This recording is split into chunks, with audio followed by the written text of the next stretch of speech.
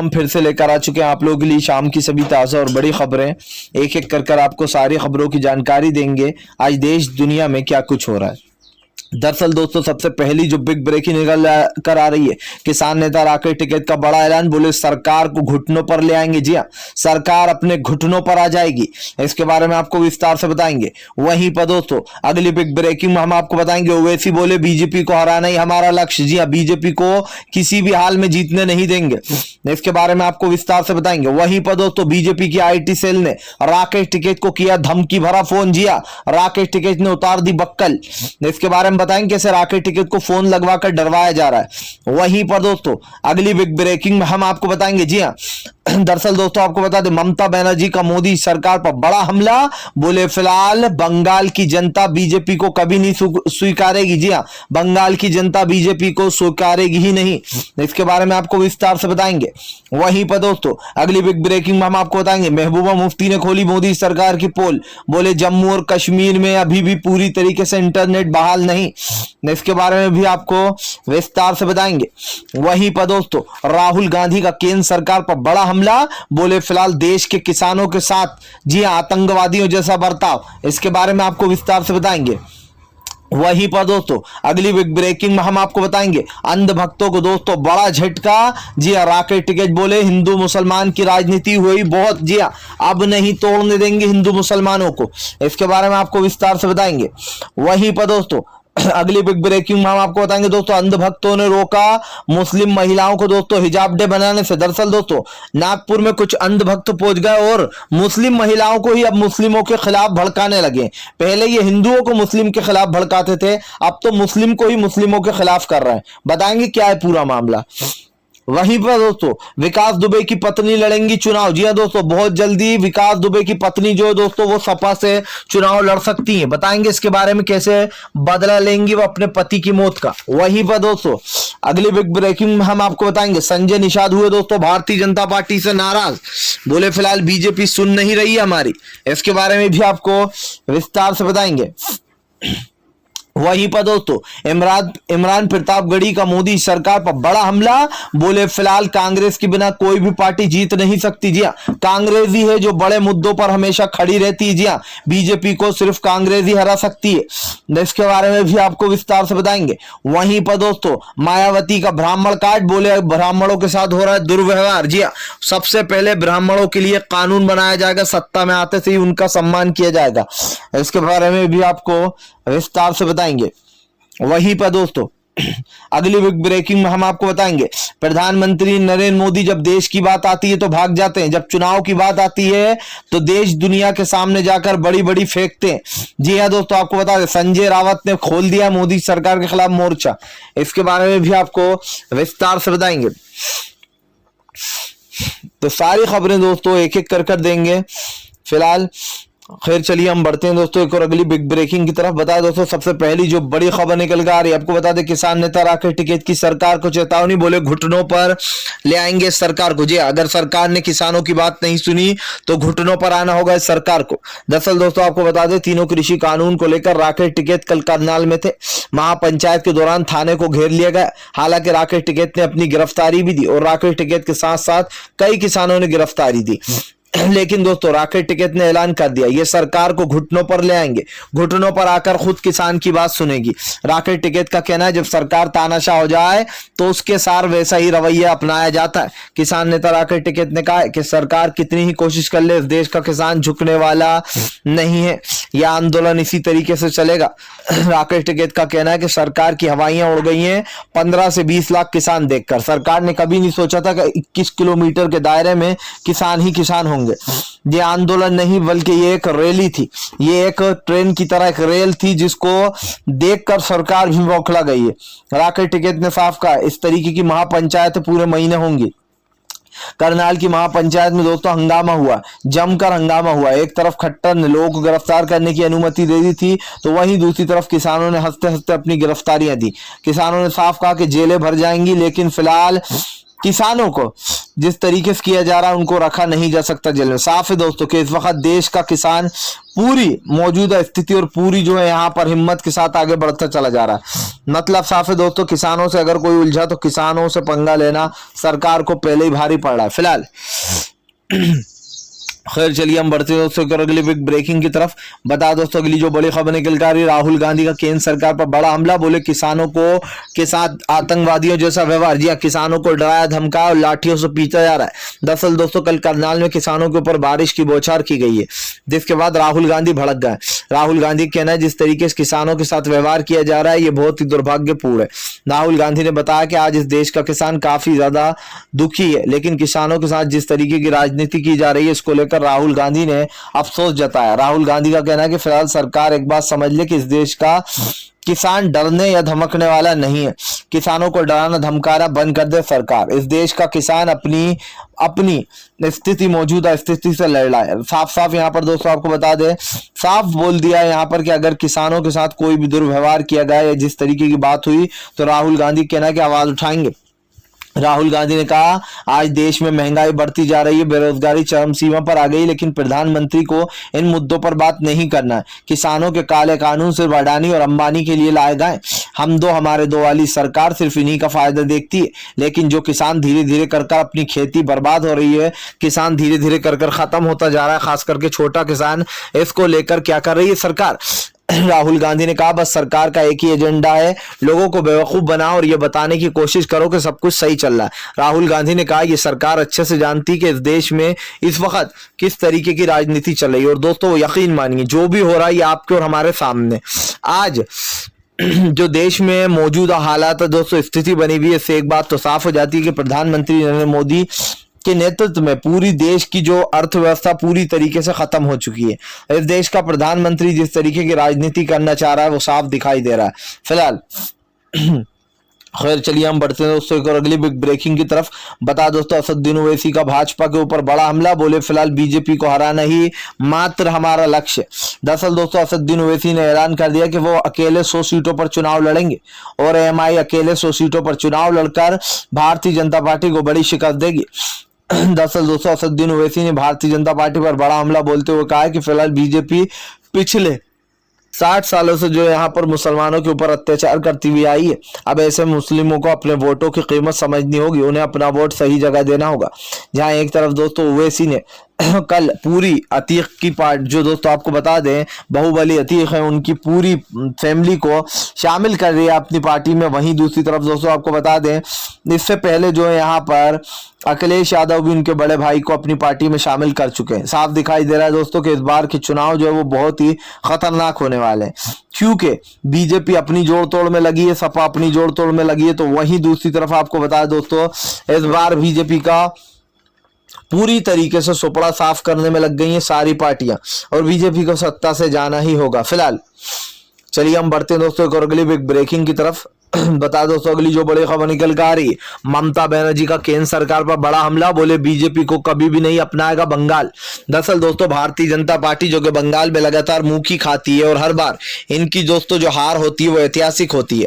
इसको लेकर अब ममता बनर्जी ने मोदी सरकार पर निशाना साधते हुए कहा है कि फिलहाल उत्तर प्रदेश की जनता जो है वो इस सरकार को कभी उत्तर प्रदेश की बोल रहा हूँ कि दोस्तों बंगाल की जनता इन लोग को कभी माफ नहीं करेगी। ममता बनर्जी का कहना है कि बंगाल की जनता इन लोगों को कभी अपनाने वाली नहीं है। इस देश में जिस तरीके की राजनीति चल रही है वो देश की जनता के लिए बहुत ही दुखदायी है। ममता बनर्जी ने साफ कर दिया कि फिलहाल ये सरकार ना ही आम जनता की और ना ही किसानों की। ममता बनर्जी कहना है कि फिलहाल सरकार एक बात अच्छे से समझ ले कि इस देश का किसान डरने या धमकने वाला नहीं है, वो अपने मुद्दों पर ही बात करेगा। ममता बनर्जी ने साफ कहा है कि ये सरकार किसानों की आवाज और आम जनता की आवाज दबाने की कोशिश कर रही है। ममता बनर्जी ने कहा कि बंगाल में बीजेपी आएगी और खाली हाथ ही जाएगी, यहाँ की जनता उसको चुनने वाली नहीं है। दोस्तों ममता बनर्जी की पार्टी में लगातार बीजेपी के बड़े बड़े विधायक शामिल हो रहे हैं। साफ दिखाई दे रहा है दोस्तों कि बीजेपी पूरी तरीके चुनाव को हारती हुई नजर आई है। अब उपचुनाव में भी दोस्तों भारतीय जनता पार्टी का सुपड़ा साफ होता हुआ दिखाई दे रहा है। इधर दूसरी तरफ भवानीपुर से ममता बनर्जी दोस्तों चुनाव लड़ती हुई नजर आने वाली है। साफ दिखाई दे रहा है कि ममता बनर्जी का पल्ला जो है दोस्तों वह हर तरफ भारी दिखाई दे रहा है। जिस तरीके से ममता बनर्जी दोस्तों जीतती हुई नजर आ रही है, इससे साफ दिखाई दे रहा है कि फिलहाल बीजेपी की एक एक कर उल्टी गिनती शुरू हो चुकी है। जी हाँ, बीजेपी हर जगह दोस्तों चुनाव हारी है, हर जगह इनका सुपड़ा साफ हो गया। ये साफ दिखाई दे रहा है कि इस वक्त बीजेपी आपको दोस्तों बचाने की कोशिश तो कर रही है, लेकिन वो बचा नहीं पा रही, क्योंकि आप देखिए कि भारतीय जनता पार्टी की जो राजनीति है वो उसी के ऊपर भारी पड़ती हुई नजर आ रही है। बीजेपी ने कई बार कोशिश करी कि वो सत्ता में बनी रहे, लेकिन दोस्तों आज जिस तरीके से बीजेपी का पूरी तरीके से वंटा ढाल हो रहा है और बीजेपी को बड़ा झटका लग रहा है, इससे साफ दिखाई देता है कि बीजेपी के दोस्तों आने वाले दिन काफी खतरनाक होने वाले, क्योंकि फिलहाल बीजेपी को किसी भी हाल में दोस्तों जीत मिलती हुई नजर नहीं आ रही है, खास करके फिलहाल। खैर चलिए हम बढ़ते हैं दोस्तों एक और अगली बिग ब्रेकिंग की तरफ। बता दोस्तों इमरान प्रतापगढ़ी ने बोला विपक्ष पर बड़ा हमला, बोले फिलहाल एक कांग्रेसी है जो भारतीय जनता पार्टी को हरा सकती है। दरअसल दोस्तों इमरान प्रतापगढ़ी का कहना है कि फिलहाल भारतीय जनता पार्टी सिर्फ एक ही पार्टी हरा सकती है जो सबसे मजबूत है, और वो है कांग्रेस। आपको बता दोस्तों कांग्रेस को लेकर बड़ी बात बोल दी इमरान प्रतापगढ़ी ने। इमरान प्रतापगढ़ी का कहना है कि इस वक्त भारतीय जनता पार्टी जिस तरीके की राजनीति कर रही है ये लाठियां बरसाओ राजनीति है, ये लोकतंत्र के हिसाब से नहीं चल रही, और जिस तरीके से भारतीय जनता पार्टी ये कर रही है ये बहुत ही दुर्भाग्यपूर्ण है। इमरान प्रतापगढ़ी ने साफ कहा है कि बीजेपी अपना फायदा देखती है ना कि आम जनता का, ये सिर्फ अपने फायदों के लिए काम करती है। इमरान प्रतापगढ़ी ने बताया कि सरकार की जो तानाशाही और जो सरकार का रवैया है वो किस तरीके से आम जनता के ऊपर भारी पड़ रहा है। आज किसान सड़कों पर बैठा है, आम जनता दोस्तों पैसों के लिए तरस रही है, युवाओं के पास नौकरियां नहीं है, बेरोजगारी बढ़ती जा रही है, जीडीपी का कुछ पता नहीं है, महंगाई चरम सीमा पर पहुंच गई, पेट्रोल डीजल के दाम दोस्तों लोगों की जान ले रहा है, खास करके गैस के दाम दोस्तों, एलपीजी के दाम, क्योंकि इसमें महिलाएं घरों के काम करती हैं, लेकिन अब वही दाम अगर महंगे कर दी जाए तो फिर आप समझ सकते हो कि देश का क्या हाल हो रहा है। यानी कि दोस्तों ये बात साफ दिखाई देती है कि फिलहाल बीजेपी अपनी राजनीति के लिए लोगों का इस्तेमाल कर रही है, और जिस तरीके से इस्तेमाल कर रही है बीजेपी पर ही भारी पड़ने वाला है फिलहाल।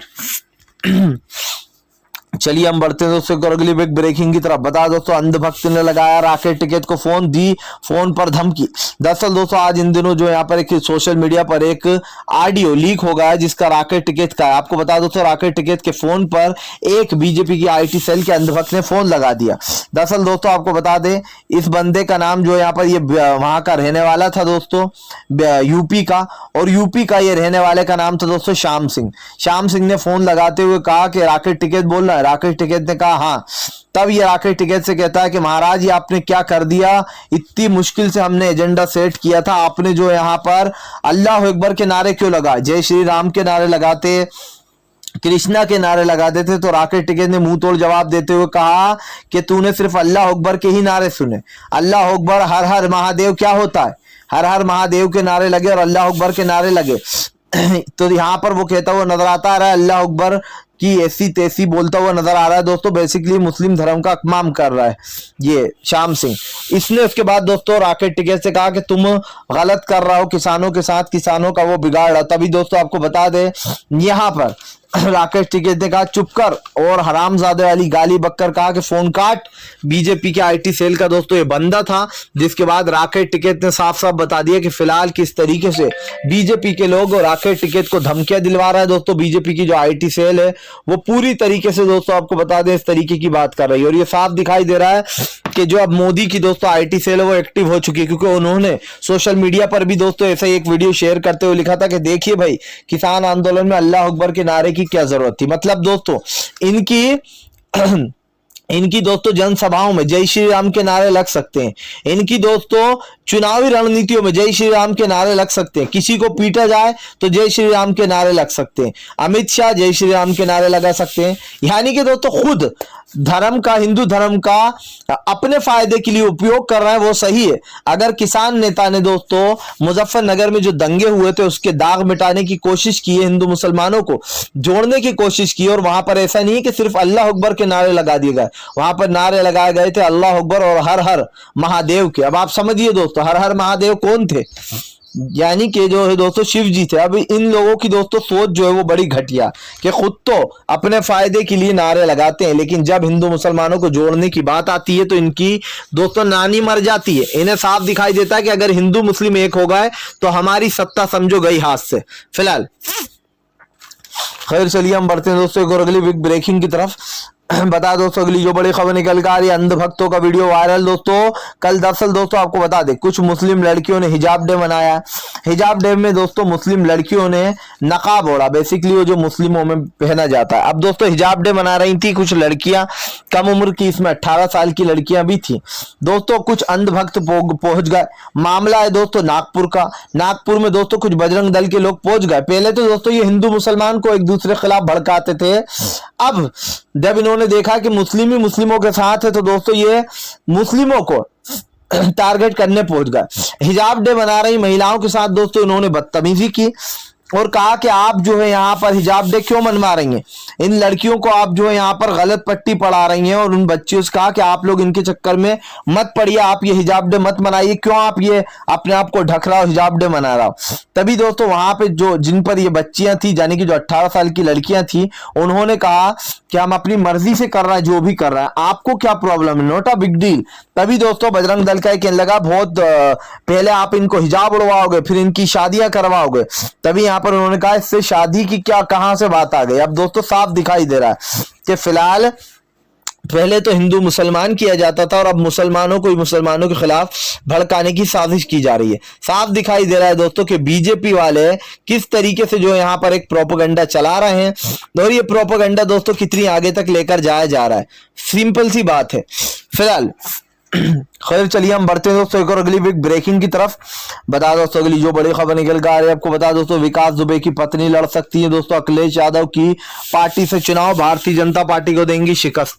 दरअसल दोस्तों आपको बता दें विकास दुबे वाला मामला तो याद ही होगा जिसमें विकास दुबे को इनकाउंटर में मार दिया गया था। हालांकि ये कहा गया था कि इनकाउंटर टोटली फर्जी है और पुलिस ने जो है यहाँ पर योगी के कहने पर यह सब कुछ किया है। अब दोस्तों साफ दिखाई दे रहा है कि फिलहाल विकास दुबे की जो पत्नी है वो अखिलेश यादव की पार्टी से चुनाव लड़ सकती हैं। आपको बता दोस्तों विकास दुबे के जाने के बाद उनकी पत्नी बहुत ज्यादा नाराज थी और कहा था, बीजेपी पर आरोप लगाए थे कि इन लोगों के भेद खुल जाते इसलिए उन्हें मारा गया।